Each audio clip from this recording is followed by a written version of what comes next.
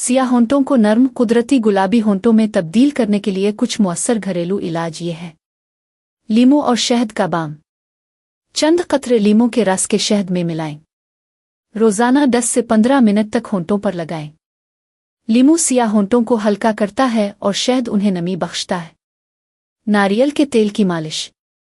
रात को नारियल के तेल के चंद कतरों से होंठों की मालिश करें। खुश्की को रोकता है, होंठों को नर्म रखता है और कुदरती रंगत को बहाल करता है। शुगर स्क्रब एक्सफोलिएशन के साथ चीनी शहद मिलाकर हल्का सा स्क्रब बनाएं। मुर्दा जिल्द को दूर करने के लिए हफ्ते में 2 बार होंठों पर हल्के से मालिश करें। गुलाबी होंठों को बरकरार रखने के लिए निकात वाफिर मिकदार में पानी पिए।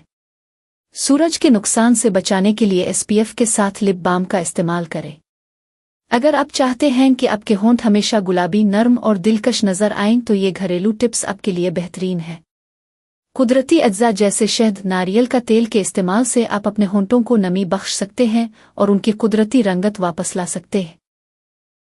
आपको आज की तजावीज़ कैसी लगी कमेंट में बताएं और मेरे चैनल को सब्सक्राइब करें।